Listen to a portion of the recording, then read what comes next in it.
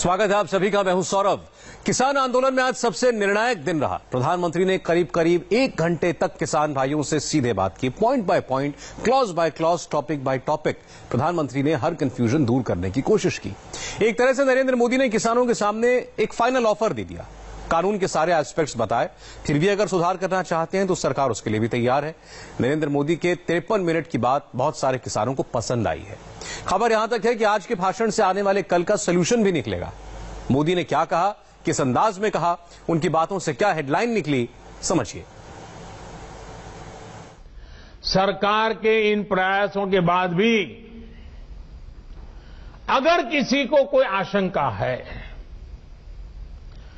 तो हम सर झुकाकर किसान भाइयों के सामने हाथ जोड़कर बहुत ही विनम्रता के साथ देश के किसान के हित में उनकी चिंता का निराकरण करने के लिए हर मुद्दे पर बात करने के लिए तैयार हैं। देश का किसान, देश के किसानों का हित हमारे लिए सर्वोच्च प्राथमिकताओं में से एक है। प्रधानमंत्री नरेंद्र मोदी ने आज 2 बार हाथ जोड़े। एक बार किसान भाइयों के लिए और दूसरी बार विपक्ष के उन नेताओं के लिए जिन्होंने किसान भाइयों को खेत से उठाकर दिल्ली के बॉर्डर तक पहुंचा दिया है। सभी राजनीतिक दलों को हाथ जोड़ के कहना चाहता हूं, आप सारा क्रेडिट अपने पास रख लीजिए। पूरे 53 मिनट तक प्रधानमंत्री ने किसान भाइयों को समझाया, उनका भ्रम दूर किया, उनको भड़काने वाले नेताओं को परत दर परत एक्सपोज कर दिया। दिल्ली के सिंघू बॉर्डर पर बैठे नेता प्रधानमंत्री की बातों पर 53 सेकंड में ही फैसला सुनाने को रेडी हो गए। प्रधानमंत्री की अपील डायरेक्ट किसान भाइयों से है, फैसला सुनाने से पहले कम से कम 53 मिनट तो सोचिए। कृषि सुधारों से जुड़ा एक और झूठ फैलाया जा रहा है। एपीएमसी यानी हमारी मंडियों को लेकर के हमने कानून में क्या किया है? हमने कानून में किसानों को आजादी दी है, नया विकल्प दिया है। नए कानून में हमने सिर्फ इतना कहा है कि किसान अगर उसको फायदा नजर आता है तो पहले की तरह जाके मंडी में बेचे, और बाहर उसको फायदा होता है तो मंडी के बाहर जाने का उसको हक मिलना चाहिए, उसकी मर्जी को। क्या लोकतंत्र में मेरे किसान भाई को इतना हक नहीं हो सकता है? किसानों को सिर्फ मंडियों से बांधकर बीते दशकों में जो पाप किया गया है, ये कृषि सुधार कानून उसका प्रायश्चित कर रहे हैं। और मैं फिर दोहराता हूं, नए कानून के बाद 6 महीने हो गए, कानून लागू हो गया, हिंदुस्तान के किसी कोने में कहीं पर भी एक भी मंडी बंद नहीं हुई है। दिल्ली आने जाने वाले रास्तों को घेरकर ठंड के मौसम में वहां किसान भाइयों को धरने पर बिठाकर विपक्ष के कुछ नेताओं को लग रहा है कि वो नरेंद्र मोदी को दबाव में ले लेंगे।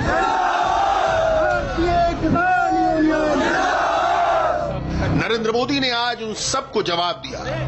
प्रधानमंत्री ने कृषि कानूनों को सबसे ज्यादा डिफेंड किया, लेकिन मोदी का अप्रोच डिफेंसिव नहीं रहा। पहली लाइन से ही नरेंद्र मोदी ने सुपर एग्रेसिव अप्रोच दिखाया। आखिरी लाइन में वो डिफेंसिव हुए भी तो सिर्फ किसान भाइयों के लिए। भ्रम और झूठ का जाल बिछाकर अपनी राजनीतिक जमीन जोतने के खेल खेले जा रहे हैं। 6 साल प्रधानमंत्री ने फैक्ट्स और फिगर के साथ बात की, किसान भाइयों को एग्जाम्पल दे देकर समझाया। किसी को आशंका हो तो सरकार सिर झुकाकर बात करने के लिए तैयार है, लेकिन भ्रम फैलाने वाली जमात से किसान भाई सावधान रहे। ये नुकसान पूरे हिंदुस्तान का होता है। एमएसपी खत्म करने पर झूठ फैलाया गया। विपक्ष ने एपीएमसी मंडियों पर भी झूठ बोला। नए कानून से किसानों को ज्यादा आजादी मिली। अब किसान को जहां फायदा वहां फसल बेचे। कॉन्ट्रैक्ट फार्मिंग से किसी की जमीन नहीं जाएगी। फार्मिंग एग्रीमेंट में किसान के हित को तरजीह दी जाएगी, न एमएसपी खत्म होगी, न कोई मंडी बंद होगी। विपक्ष ने कर्ज माफी के नाम पर किसानों को धोखा दिया। मोदी सरकार ने किसानों का ख्याल रखा। सरकार ने स्वामीनाथन आयोग की सिफारिशें लागू की। जिनकी खुद की राजनीतिक जमीन खिस गई है, वो किसानों की जमीन चली जाएगी, किसानों की जमीन चली जाएगी का डर दिखाकर अपनी राजनीतिक जमीन खोज रहे हैं। आज जो किसानों के नाम पर आंदोलन चलाने निकले हैं, जब उनको सरकार चलाने का या सरकार का हिस्सा बनने का मौका मिला था, उस समय इन लोगों ने क्या किया, ये देश को याद रखना जरूरी है। मैं आज देशवासियों के सामने, देश के किसानों के सामने, इन लोगों का कच्चा चिट्ठा भी देश के लोगों के सामने, मेरे किसान भाइयों बहनों के सामने आज मैं खुला करना चाहता हूं, मैं बताना चाहता हूं। साथियों, किसानों की बातें करने वाले लोग आज झूठे आंसू बहाने वाले लोग कितने निर्दयी हैं, इसका बहुत बड़ा सबूत है स्वामीनाथन कमेटी की रिपोर्ट। स्वामीनाथन कमीशन की रिपोर्ट आई, लेकिन ये लोग स्वामीनाथन कमेटी की सिफारिशों को 8 साल तक दबाकर बैठे रहे। किसान आंदोलन करते थे, प्रदर्शन करते थे, लेकिन इन लोगों के पेट का पानी नहीं लिहला।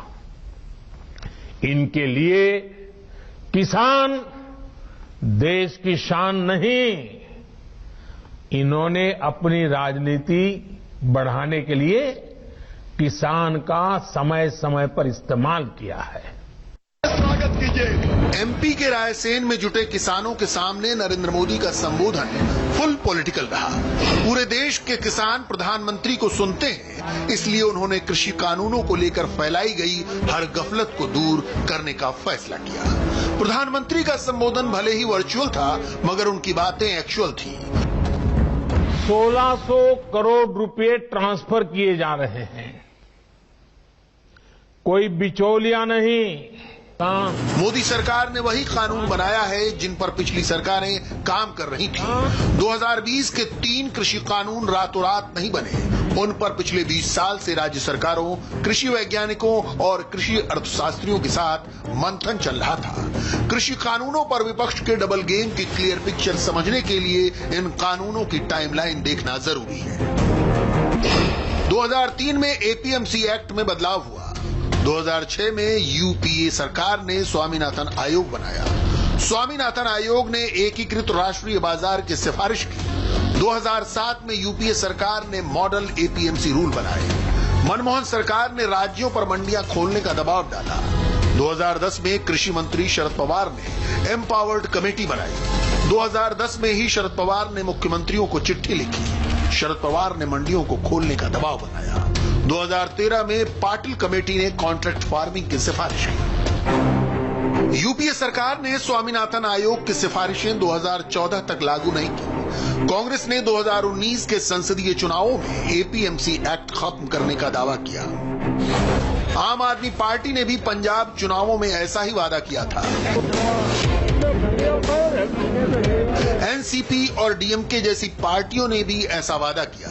समाजवादी पार्टी के नेता मुलायम सिंह भी मंडियों को खोलने के पक्ष में रहे। इन तमाम पार्टियों और उनके नेताओं ने समय समय पर कृषि सुधारों का वादा किया। पंजाब की अमरिंदर सरकार पहले से ही कॉन्ट्रैक्ट फार्मिंग करा रही है। विपक्षी पार्टियों ने जो वादा किया उसे नरेंद्र मोदी ने पूरा किया, लेकिन अब किसान भाइयों को आगे करके उसी का विरोध कराया जा रहा है। देश के किसानों को उन लोगों से जवाब मांगना चाहिए जो पहले अपने घोषणा पत्र में इन सुधार करने की बात लिखते थे, वकालत करते थे और बड़ी बड़ी बातें करके किसानों के वोट बटोरते रहे, लेकिन अपने घोषणा पत्र में लिखे गए वादों को भी पूरा नहीं किया। मुझे लगता है उनको पीड़ा इस बात से नहीं है कि कृषि कानूनों में सुधार क्यों हुआ, उनको तकलीफ इस बात में है कि जो काम हम कहते थे लेकिन कर नहीं पाते थे, वो मोदी ने कैसे किया, मोदी ने क्यों किया, मोदी को इसका क्रेडिट कैसे मिल जाए।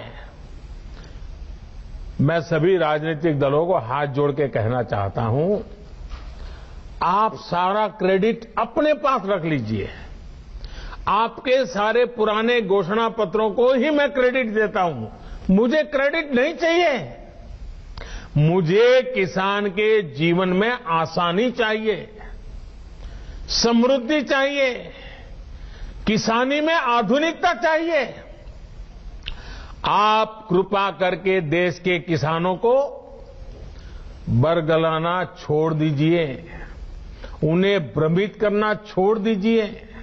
6 साल में नरेंद्र मोदी को हवा में बातें करने की आदत नहीं, उनका होमवर्क बहुत तगड़ा रहता है। आज तो वो डेटा रजिस्टर के साथ आए। एमएसपी खत्म करने को लेकर बहुत तरह के भ्रम फैलाए जा रहे हैं, किसान भाइयों को वर्गलाया जा रहा है। मोदी ने डेटा के साथ सबका जवाब दिया। 10 मिनट तक वो एमएसपी ही समझाते रहे। इसे सिंघू बॉर्डर पर बैठे किसान भी देखें और पंजाब हरियाणा के साथ यूपी बिहार के किसान भी समझें। गेहूं पर यूपीए सरकार के वक्त एमएसपी थी 1400 रुपए प्रति क्विंटल। मोदी सरकार ने इसे बढ़ाकर 1975 रुपए किया। धान पर यूपीए सरकार ने 1310 रुपए प्रति क्विंटल की एमएसपी दी, मोदी ने इसे बढ़ाकर 1870 रुपए किया। ज्वार पर मनमोहन सिंह सरकार 1520 रुपए प्रति क्विंटल एमएसपी देती थी। मोदी सरकार अब ज्वार पर 2640 रुपए एमएसपी देती है। मसूर की एमएसपी प्रति क्विंटल 2950 रुपए थी, मोदी सरकार ने इसे बढ़ाकर 5100 रुपए कर दिया। मनमोहन सिंह सरकार चने पर 3100 रुपए प्रति क्विंटल एमएसपी देती थी, अब प्रति क्विंटल 5100 रुपए एमएसपी मिलती है। तूर दाल पर पिछली सरकार 4300 रुपए प्रति क्विंटल एमएसपी देती थी, मोदी सरकार 6000 रुपए एमएसपी देती है। इसी तरह मूंग पर एमएसपी थी 4500 रुपए प्रति क्विंटल, जिसे मोदी सरकार ने बढ़ाकर 7200 रुपए कर दिया।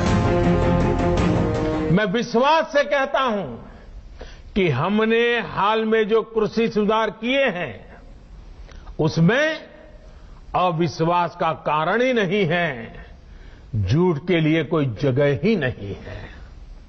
मैं अब आपसे कृषि सुधारों के बाद बोले जा रहे सबसे बड़े झूठ के बारे में बात करूंगा।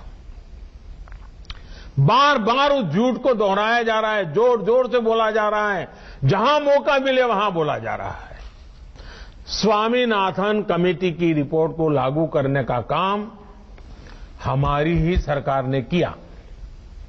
अगर हमें एमएसपी हटानी होती तो स्वामीनाथन कमेटी की रिपोर्ट लागू ही क्यों करते भाई? आपने भी नहीं की थी, हम भी नहीं करते। कानून लागू होने के बाद भी एमएसपी की घोषणा हुई, एमएसपी पर सरकारी खरीदी हुई, उन्हीं मंडियों में हुई, तो क्या कोई समझदार इस बात को स्वीकार करेगा कि एमएसपी बंद हो जाएगी? और इसलिए मैं कहता हूं, इससे बड़ा कोई झूठ नहीं हो सकता, इससे बड़ा कोई षड्यंत्र नहीं हो सकता। और इसलिए मैं देश के प्रत्येक किसान को ये विश्वास दिलाता हूं कि पहले जैसे एमएसपी दी जाती थी वैसे ही दी जाती रहेगी। एमएसपी न बंद होगी न समाप्त होगी। मोदी सरकार ने एमएसपी बढ़ाई, साथ ही एमएसपी पर किसानों की खरीद भी बढ़ाई। गेहूं और धान की खरीद दोगुनी की तो दलहन की खरीद 78 गुना। इसका डायरेक्ट बेनिफिट किसानों को हुआ, पैसा सीधे किसानों के खाते में ट्रांसफर हुआ। प्रधानमंत्री प्रधानमंत्री ने दालों का एग्जाम्पल देकर किसान भाइयों को समझाया। यूपीए सरकार के वक्त अफ्रीकी देशों से दालें आयात करने का जमाना अगर आपको याद न हो तो हम आपको याद दिला देते हैं। 2014 में मोदी सरकार बनने से पहले तूर दाल 200 रुपए किलो तक पहुंच गई थी। ग्राहक दुकान में 1 किलो दाल के 200 रुपए चुकाता था। किसानों को एमएसपी के नाम पर बस 43 रुपए मिलते थे। आज तूर दाल अगर 100 रुपए किलो है तो किसान भाई को 60 रुपए मिलते हैं। यूपीए सरकार के वक्त मूंग दाल का भाव 180 रुपए किलो तक पहुंच गया था। तब किसानों को एमएसपी के सिर्फ 45 रुपए मिलते थे। आज मूंग दाल अगर 100 रुपए किलो है तो मोदी सरकार किसान भाई को 72 रुपए एमएसपी देती है। चना और मसूर उगाने वाले किसानों को भी पता है कि मोदी है तो बेनिफिट है। फल और सब्जी उगाने वाले किसान हो या गन्ना किसान, मोदी ने सबका ख्याल रखा है। मोदी के बारे में किसान भाइयों को बहकाने वालों ने कोशिश तो बहुत की, लेकिन नरेंद्र मोदी ने 53 मिनट में सबको तार तार कर दिया। देश हमारी नीयत में गंगा जल और मां नर्मदा के जल जैसी पवित्रता भी देख रहा है। प्रधानमंत्री ने देश के किसानों से 53 मिनट बात की और राहुल गांधी ने 2 लाइन में अपना रिएक्शन दे दिया। राहुल गांधी के 2 लाइन से आप समझ जाएंगे कि किसानों के बीच झूठ की खेती कौन कर रहा है। नरेंद्र मोदी का इशारा किन नेताओं की तरफ था, आज उन नेताओं को भी एक्सपोज करते हैं। मोदी सरकार आने के बाद में कानून आए हैं तो वो तो पूरे देश के लोगों को बर्बाद करके रख। प्रधानमंत्री को पूरे देश के किसानों का हाथ जोड़ के धन्यवाद करना चाहिए। किसानों को कोई गुमराह नहीं कर रहा। हम किसान आप खुद अपना हक लेना जानते हैं। सिंगू बॉर्डर पर डटे किसानों के दिल और दिमाग पर प्रधानमंत्री की बात का कोई असर हुआ या नहीं, जवाब आप खुद सुनिए। जब से कृषि के बिल आए हैं तो मोदी जी तो तब से ही कह रहे हैं कि ये किसानों के हक के बिल है। मोदी जी तो ये भी कह रहे हैं कि किसानों की आमदन 2022 में दुगनी कर दी जाएगी। मोदी जी और बहुत कुछ कह रहे हैं। और मोदी जी जितने कानून लेके आए हैं, नोटबंदी किया हुआ है, वो जीएसटी लगाया हुआ है और तमाम तरह का जो मोदी सरकार आने के बाद में कानून आए हैं तो वो तो पूरे देश के लोगों को बर्बाद करके रख दिया हुआ। जीडीपी कहां से कहां चला गई हुई है। प्रधानमंत्री जी विपक्ष को क्या बोल रहे हैं, उससे हमें कोई लेना देना नहीं। ये पीएम चाहे कोई भी हो, जो कॉरपोरेट घराने हैं, अबानी अडानी हैं, टाटे बिरले हैं, जितने बड़े जो भी कॉरपोरेट घराने हैं, साम्राज्य कंपनियां हैं, ये चाहे वो पहली सरकार हो, ये सरकार अब जो है, जो मोदी की सरकार है, ये जो देश का जो सिस्टम है, ये उनके कहने पे चलता है। अब मोदी के 53 मिनट वाले संवाद पर टीकरी बॉर्डर पर मौजूद किसानों की प्रतिक्रिया सुनिए। प्रधानमंत्री को पूरे देश के किसानों का हाथ जोड़ के धन्यवाद करना चाहिए कि कोरोना काल में किसानों ने इंडिया की बांह फड़ी है। ये किसान ना होते तो देखते इंडिया का क्या हाल होता। क्या दे रहे हैं हमको तोहफा, पता क्या दिया मोदी ने? 3 काले कानून हमारे पर कोरोना की आड़ में थोप दिए। कोरोना की आड़ ढाल बनाकर उसको फेंका। ये तो प्रधानमंत्री सरासर झूठ बोल रहा है। किसानों को सब पता है, किसानों को कोई गुमराह नहीं कर रहा। हम किसान आप खुद अपना हक लेना जानते हैं।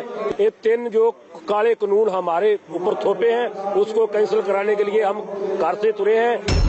ये तो जुमले करता है, बेईमान बंदा है। इसको हम बेईमान कह सकते हैं, इंसान नहीं कह सकते। सिंगू और टीकरी बॉर्डर के बाद अब गाजीपुर बॉर्डर पर डटे किसानों का रिएक्शन सुनिए। इसके बाद हम कुछ जरूरी बात करेंगे। प्रधानमंत्री जी को इतनी बड़ी बड़ी सभाओं में, सेमिनारों में करने की जरूरत ही क्या है? पूरी संसद को बुलाएं, 35 हमारे जो 40 हमारे किसान नेता उनको बुला लें, उनसे सेटिस्फाई हो जाएं, अपने आप पता चल जाएगा। ये तो प्रधानमंत्री जी भाषण इतने देने की जरूरत क्या, सेमिनार करवाने की क्या जरूरत है?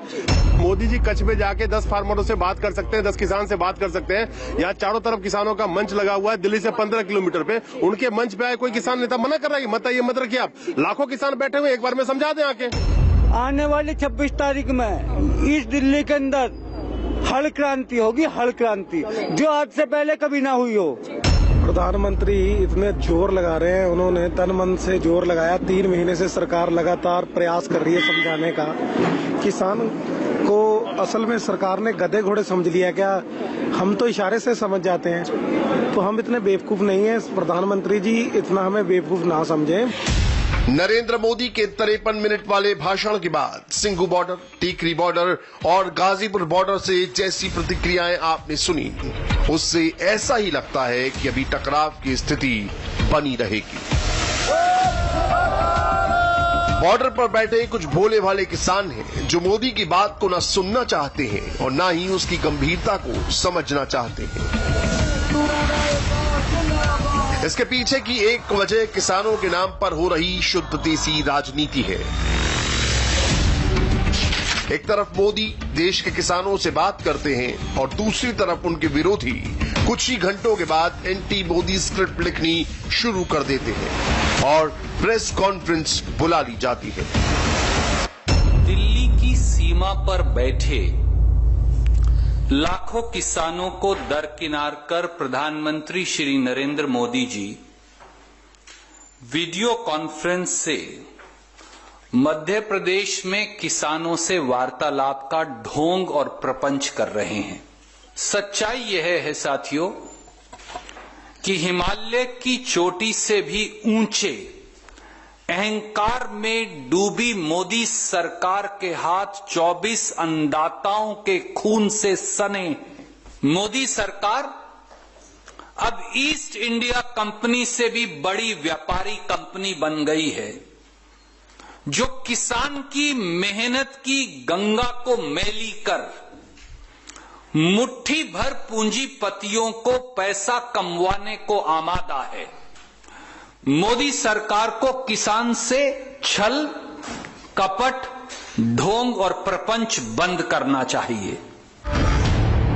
यानी नीतियों का विरोध करो और उसी बहाने मोदी पर पर्सनल अटैक कर दो। इस वक्त भारत की विपक्षी पार्टियों की लाइन लेंथ बिल्कुल ऐसी ही है और यही बात कुछ किसानों के दिमाग में भी फिट कर दी गई है। ये राहुल गांधी जी की मानसिक आयु बहुत कम है, ऐसा मुझे लगता है। उनको समझ आती नहीं है। पहले कहते थे चौकीदार चोर है, तो जनता ने ऐसा उनको पछाड़ा कि आज तक ढंग से उठ नहीं पा रहे। फिर कहते हैं ये चोरी कर ली, कानून लागू करके चोरी कर ली। अब ये बचकाने बयान देके, बचकाने ट्वीट करके तथ्यों और तर्कों को वो नकार नहीं सकते। वो कब समझेंगे मुझे समझ में नहीं आता। खेती को, किसानी को मन में आया और कोई भी ट्वीट कर दिया। प्रधानमंत्री जी ने तथ्यों के साथ, तर्कों के साथ सप्रमाण सारी बातें कही है। अब राहुल जी को कैसे समझ में आएगी? उनने गांव नहीं देखे, गांव की गलियां नहीं देखी, खेत नहीं देखे, पगडंडियां नहीं देखी। उनको तो ये भी पता नहीं है कि आलू जमीन के अंदर पैदा होता है कि जमीन के ऊपर पैदा होता है, गुड़ गन्ने से बनता है या मशीन में से निकलता है। अब उनको मैं कैसे समझाऊं? ये नेता केवल किसान के कंधे पर बंदूक रख के मोदी विरोध के कारण, मोदी जी से मैदान में मुकाबला नहीं होता तो अंध विरोध करो, मोदी जी को गाली दो और इसलिए किसानों के नाम पे कुछ न कुछ ऐसा करो जिससे मोदी जी को नुकसान पहुंचा सके। कसूर इन भोले भाले किसानों का नहीं है। इसके पीछे की राजनीति को एक शब्द में समझा जा सकता है कि सब मिले हुए हैं जी।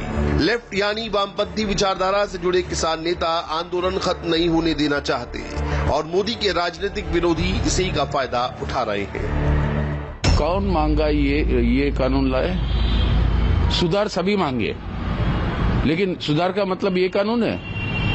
ये गलत, गुमराह कर रहे प्रधानमंत्री महोदय, ये गलत बात बता रहे हैं। ये गुमराह करने वाली बात, गलत रास्ता दिखाने वाली बात हम नहीं कर रहे। कोई भी राजनीतिक नेता नहीं है। इस तरीके के भाषणों से कोई मतलब नहीं। सुधार चाहिए कृषि क्षेत्र में, लेकिन किस तरीके की सुधार? अब सैकड़ों किसान यहाँ पे जो बैठे हैं विरोध करते हुए, वो अगर भलाई, क्या आप समझते हो कि वो नहीं समझते उनकी भलाई में क्या है? क्रेडिट अगर लेना है तो आप लीजिए, इनको वापस लो कानूनों को। प्रधानमंत्री महोदय से यही कहेंगे, क्रेडिट लो, आप इन कानूनों को वापस लो। ये सब कुछ उस वक्त हो रहा है जब मोदी ने किसानों की एक एक शंका का जवाब दिया है, एक एक डाउट क्लियर किया है और लगे हाथों मोदी ने नई बातें कहकर किसानों के भविष्य को एक नई दिशा भी दी है। और शायद यही बात मोदी विरोधियों के गले नहीं उतर रही। आप भी मोदी की ये बातें सुनिए, फिर हम आगे की बात करेंगे।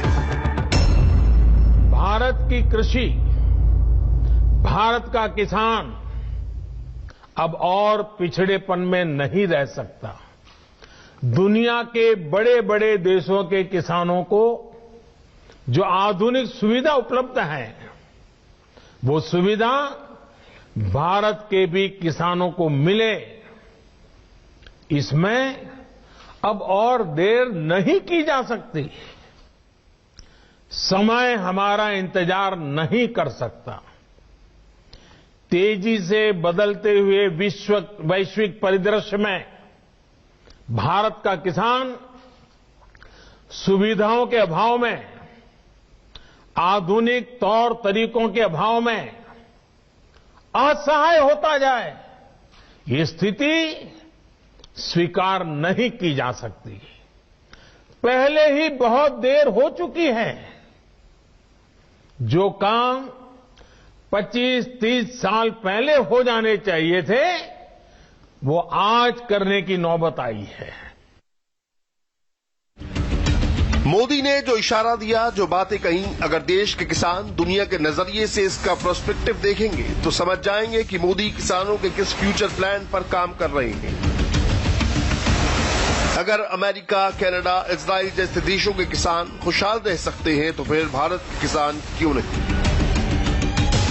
अगर विदेशों में रहने वाले किसान खेती के लिए ड्रोन का इस्तेमाल कर सकते हैं, ड्रोन से अपनी उपजाऊ जमीन पर कीटनाशकों का, खाद का छिड़काव कर सकते हैं, तो फिर भारत के किसान क्यों नहीं? अमेरिका जैसे देशों में खेती करने वाले किसान अगर डेटा एनालिसिस की मदद से अपनी पैदावार में दिन दोगुनी रात चौगुनी तरक्की कर सकते हैं, तो फिर भारत के मेहनतकश किसान क्यों नहीं? ब्रिटेन और अमेरिका जैसे देशों में जैसे कोल्ड स्टोरेज है, जिस तरह की सुविधाएं हैं, वैसी सुविधा भारत के किसानों को क्यों नहीं मिल सकती? और उसी दिशा में तो काम हो रहा है। देश के किसानों को ये भी पता है। भंडारण, कोल्ड स्टोरेज यानी वेयर हाउसिंग, कोल्ड स्टोरेज, इससे जुड़े इंफ्रास्ट्रक्चर और अन्य सुविधाओं का लोकार्पण और शिलान्यास भी हुआ है। ये बात सही है कि किसान कितनी भी मेहनत कर ले, लेकिन फल, सब्जियां, अनाज, उसका अगर सही भंडारण न हो, सही तरीके से न हो, तो उसका बहुत बड़ा नुकसान होता है। और ये नुकसान सिर्फ किसान का ही नहीं, ये नुकसान पूरे हिंदुस्तान का होता है। पहले इसे लेकर भी बहुत ज्यादा उदासीनता थी। अब हमारी प्राथमिकता भंडारण के नए केंद्र, कोल्ड स्टोरेज का देश में विशाल नेटवर्क और उससे जुड़ा इंफ्रास्ट्रक्चर बनाना, ये भी हमारी प्राथमिकता है।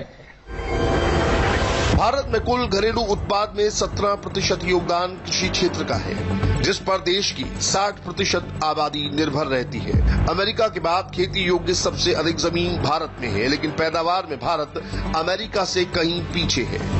इसके कई कारण हैं। मसलन लंबे समय तक जितनी भी सरकारें आईं, उन्होंने टेक्नोलॉजी के इस्तेमाल को लटकाए रखा, खेती से जुड़े लोगों को आधुनिक तकनीक से दूर रखा और बुनियादी ढांचे बनाने में जबरदस्त ढीलापन दिखाया। नतीजा ये हुआ कि किसान की न आय बढ़ी, न उन्हें सुविधा मिली। बतौर प्रधानमंत्री नरेंद्र मोदी कई मौकों पर विदेशी दौरों पर गए हैं। इजराइल से लेकर कनाडा, अमेरिका से लेकर ब्रिटेन तक बारीकी से चीजें देखी, उसका अध्ययन किया है। चाहे कोई भी क्षेत्र क्यों ना हो, मोदी ने नए इनोवेशन को तरजीह दी है, पुरानी परंपरा तोड़ने की कोशिश की है। इसी दिशा में नई टेक्नोलॉजी, डाटा और ड्रोन का इस्तेमाल, नई बीज और खाद की क्वालिटी और एग्रो बिजनेस का उदय किसानों के बेहतर भविष्य की ही नींव है।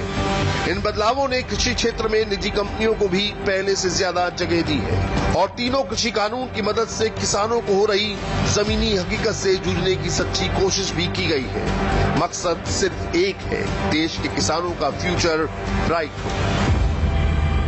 मुझे खुशी है कि देश भर में किसानों ने नए कृषि सुधारों को न सिर्फ गले लगाया है, बल्कि भ्रम फैलाने वालों को भी सिरे से नकार रहे हैं। भारत का किसान बदलते समय के साथ चलने के लिए, आत्मनिर्भर भारत बनाने के लिए मेरे देश का किसान चल पड़ा है।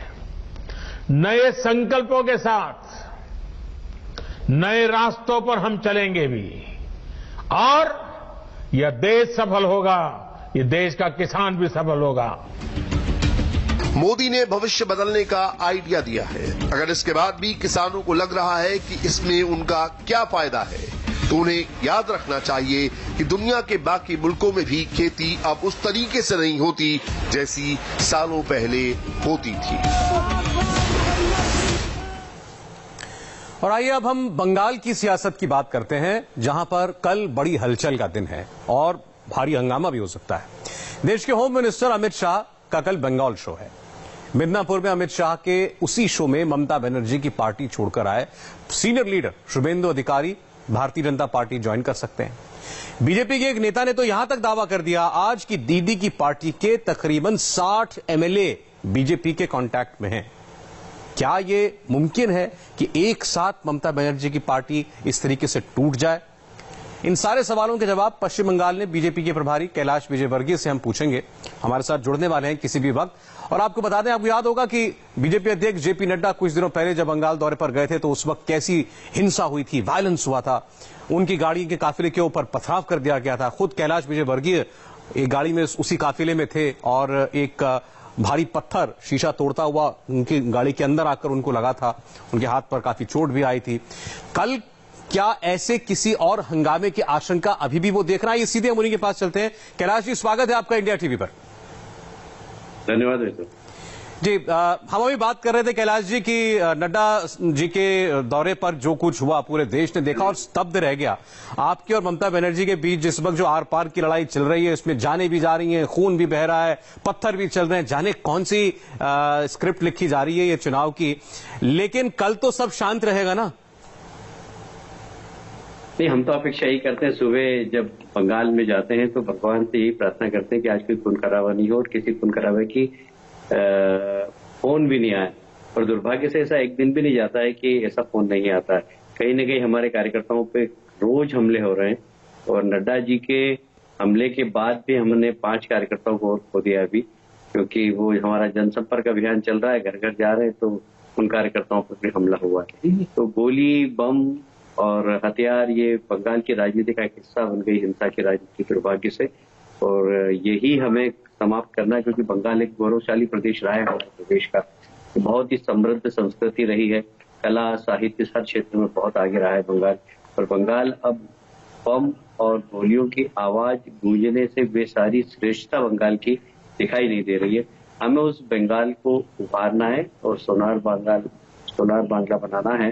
और हमें लगता है कि हम मोदी जी के नेतृत्व में आने वाली विधानसभाओं में सरकार बनाएंगे और सोनार बांग्ला का सपना जो बंगाल का है इसको पूरा करेंगे। लेकिन कैलाश जी, जो कुछ नड्डा जी के कार्यक्रम में हुआ था उसके बाद ममता बनर्जी ने तो उल्टा आपकी पार्टी के लोगों को जिम्मेदार ठहराया।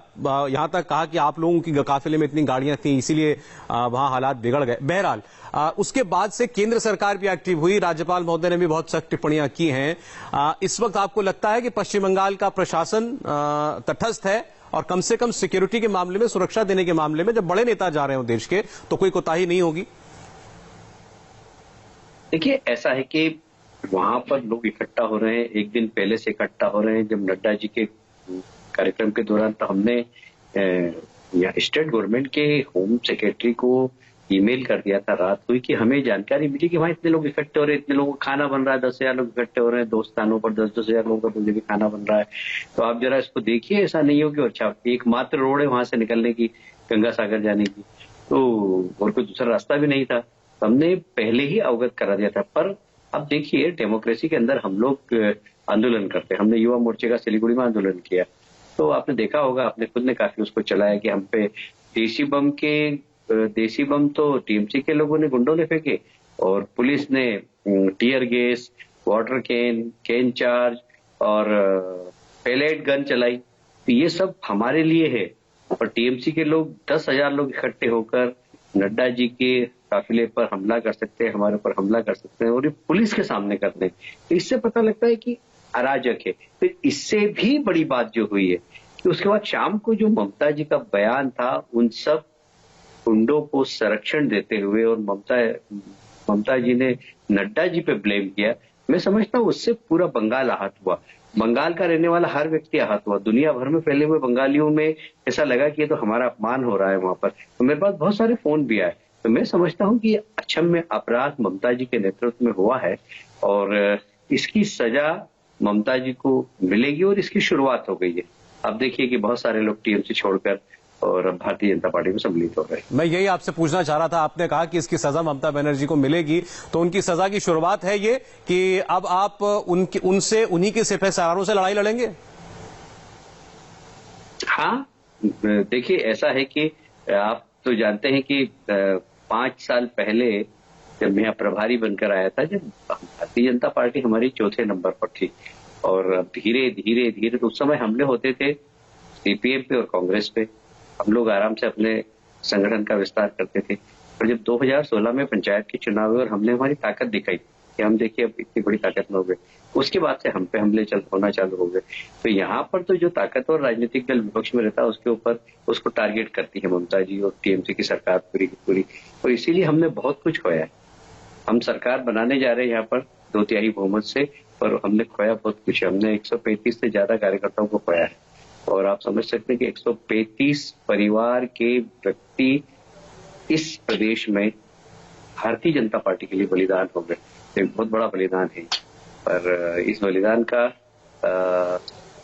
जो असर है वो ये है कि बंगाल के संस्कार बचेंगे, बंगाल की संस्कृति बचेगी, घुसपैठियों से प्रदेश बचेगा, घुसपैठियों के साथ जो सारी विकृति आ रही है उससे प्रदेश बचेगा। और एक सोनार बांग्ला का जो सपना है, जो रविन्द्रनाथ टैगोर जी ने और अरविंदो जी ने दिया था, उस सोनार बांग्ला की दिशा में हम मोदी जी के नेतृत्व में आगे बढ़ेंगे, ऐसा हमें विश्वास है। कैलाश जी, लेकिन हम अक्सर तस्वीरें देखते हैं, आती हैं आपके पार्टी के कार्यकर्ताओं में, तृणमूल पार्टी के वर्कर्स के बीच में झड़प हो गई। अब आप कह रहे हैं कि वो बम चलाते हैं, पत्थर फेंकते हैं, तो उसके जवाब में ऐसा तो है नहीं कि आपके वर्कर उनको फूल देते होंगे? देखिए, हमने तो फूल ही दिए, हमने तो पत्थर उन्होंने फेंके, हमने तो फूल ही दिए।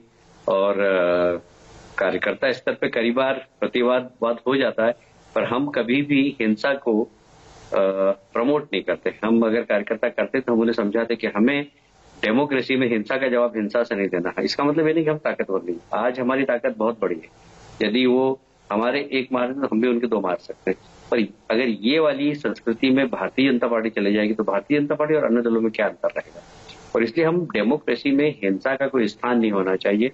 हमारा भली बलिदान हो जाए, बाकी डेमोक्रेसी स्वच्छ रहे, पवित्र रहे, ये हमारा संकल्प है। और इसीलिए हम हिंसा का जवाब हिंसा से नहीं दे रहे। छूट-मूट घटनाएं होती होगी, मैं उससे इनकार नहीं करता हूँ। आखिर जोश तो आएगा ही, कोई एकदम गाली दे दे, लपड़ मार दे तो आदमी को गुस्सा तो आ ही जाता है, ये स्वाभाविक होगा। पर एज ए पार्टी, जिस प्रकार ममता जी एज ए पार्टी लीडर इस चीज को प्रमोट करती है, ऐसे लोगों को, ऐसे हरकत करने वाले लोगों को संरक्षण देती है, हम ऐसे लोगों को संरक्षण देंगे, हम समझाइश करते। अब एक सवाल खास तौर पर शुभेंदु अधिकारी को लेकर, क्योंकि बहुत ज्यादा चर्चा चल रही है, बड़े नेता हैं, जनाधार वाले नेता हैं, ये अब ये औपचारिकता है कि वो अमित शाह जी के मौजूदगी में आपकी पार्टी ज्वाइन करेंगे कल?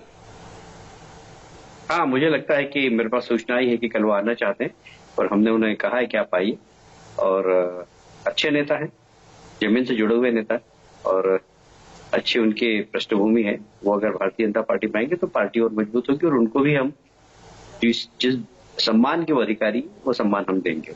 कैलाश जी, आप चुनाव लड़ा रहे हैं अपनी पार्टी को वहां पर, तो जाहिर है आप अपनी पार्टी बेहतर करेगी ऐसी बात बोलेंगे, लेकिन आमतौर पर देखा गया है कि बड़े नेता, खासकर वो भी सत्तारूढ़ दल के, सरकार के, वो पार्टी तब छोड़ते हैं या वो शिप तब बदलते हैं जब उन्हें लगता है कि ये पुरानी वाली नाव डूबने वाली है और अभी नई कोई नाव चलने वाली है। ऐसे हालात बन गए हैं क्या? निश्चित रूप से बंगाल में ऐसे हालात बन गए हैं। सबको लग रहा है कि भारतीय जनता पार्टी आ रही है, टीएमसी जा रही है, ये सबको लग रहा है। नहीं, लेकिन ये मैं कह दूं, मैंने आपसे मैंने आपको इतना सरल सवाल इसलिए पूछा क्योंकि आपके 3 विधायक जीत के आए थे 2016 में, और अब आपकी पार्टी के नेता बोलते हैं कि हम 200 जीतेंगे, तो थोड़ा हजम नहीं होता? हजम तो लोकसभा चुनाव में भी किसी को नहीं हो रहा था। जब हमारे 2 ही सांसद थे और हमने कहा था कि हम 20 जीतेंगे, तो लोगों ने बोला कि हवा में उड़ रहे हो आप। हम 18 जीते और लगभग 5 लोकसभा सीटों पर हम 10,000 से अंदर से हारे। वो भी थोड़ा सा हमारा मैनेजमेंट बिगड़ गया था, अदरवाइज वो भी हम जीते। तो हम 23-24 सीट जीतते। जो अध्यक्ष जी, जो उस समय तत्कालीन अध्यक्ष थे अमित शाह जी ने कहा था कि हम 22 सीट जीतेंगे, तो हम 22 के आंकड़े को पार करके 23 सीट जीतते। पर वो भी हजम नहीं हो रहा था लोगों को, आज भी हजम नहीं हो रहा है। पर आप मान के चलिए कि आपको जिस समय रिजल्ट आएगा, आपका हजमा बहुत अच्छा हो जाएगा।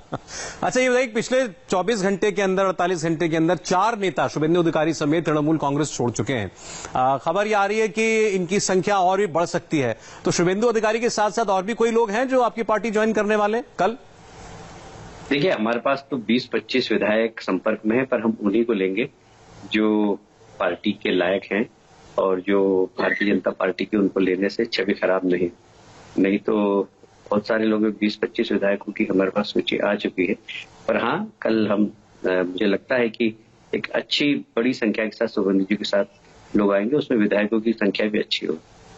बहुत बहुत धन्यवाद कैलाश विजयवर्गीय जी, हमसे बात करने के लिए। दावा उनका आपका देखा जाएगा, परखा जाएगा चुनाव के बाद। कह रहे हैं कि सरकार बनेगी इस बार भारतीय जनता पार्टी की। शुक्रिया। आगे बढ़ेंगे। अभी असदुद्दीन ओवैसी की पार्टी के एक बड़े नेता को गिरफ्तार किया गया है, इसकी वजह आपको बताएंगे एक छोटे से ब्रेक के बाद।